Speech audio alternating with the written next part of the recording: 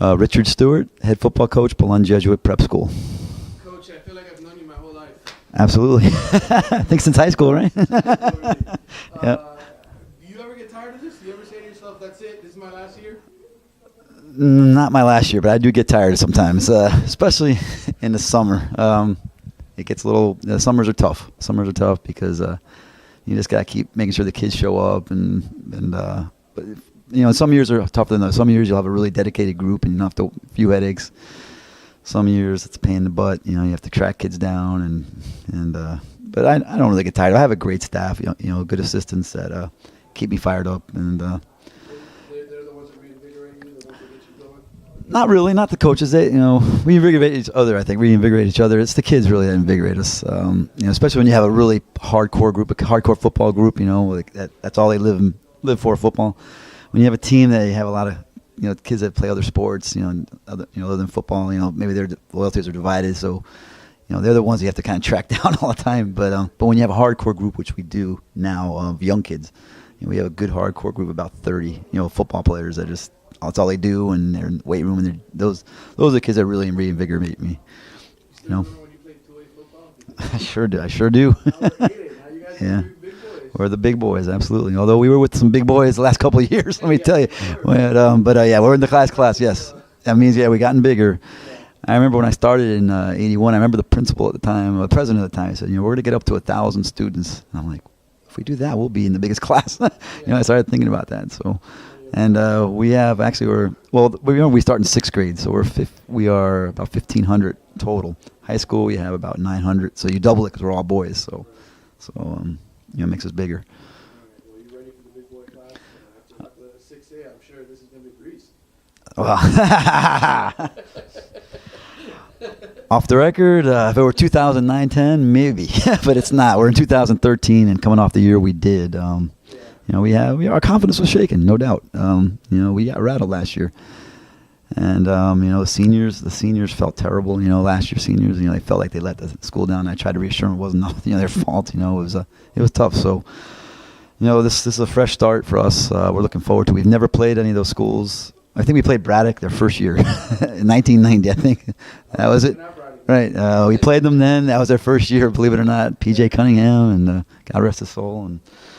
That was a long time ago. We haven't played those guys since. And never played any of the other schools as well. So we're looking forward to the new challenge. There's some good teams. They're well coached. They run the wing tee, a lot of them. So it's a good challenge for us. Talk about some of the kids that you're bringing back this year, each position that they play, and why you're excited about them. Okay. Well, I'll start with the offensive line. I'm excited about our tackles. Good size, good athletes, smart. One's going to probably go Ivy League, play football in the Ivy League. The other one's going to hopefully go Division I. He has an offer to Coastal Carolina already, and hopefully he'll get some more.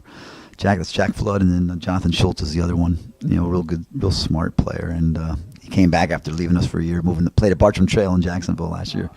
Yeah, it was a last-minute move, and that killed us, but we're glad he's back. And, as those two go, that's how our offense is going to go, without a doubt. And then Daniel Neptune, running back, he's here today.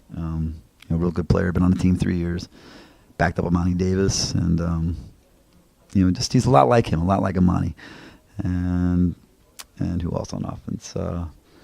Brandon Silvestri, he's not here today. He's a junior. He's our fullback.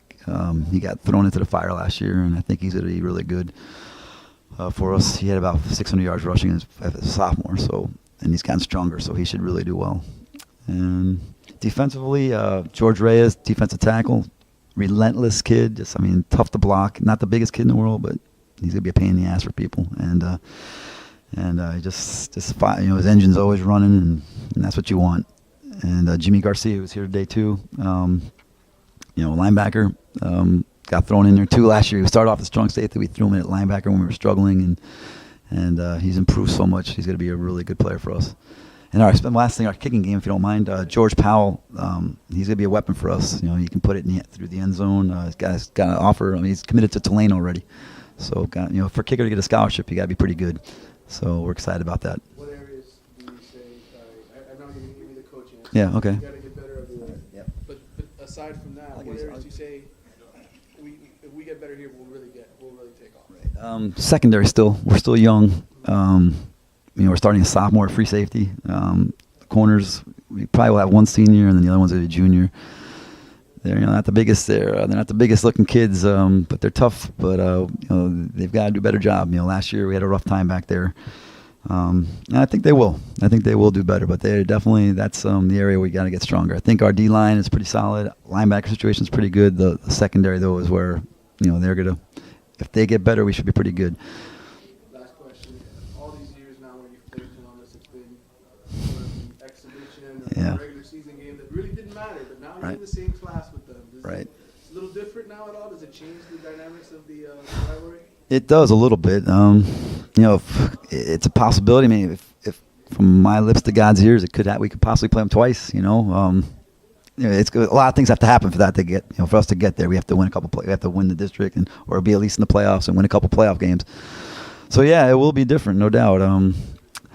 But the bottom line is it's still just a rivalry game. The alumni, they really get up for that game, and it's still going to be crazy. And we just got to win one of these days. We should have won in 2007 and 2008. I mean, I don't know how we lost those two games. And then the last couple of years have been, especially last year, they whipped us pretty good. But they do a great job. Chris Merritt and his staff do a great job, and it's a healthy rivalry. It really is. And we enjoy playing it. 12,000 people. And what more can I say? Make a lot of money. Pays for the program in that game, and if we play them twice, oh my God, we'll make a lot of money. But we'll see. It definitely does change the dynamic a little bit. Yeah.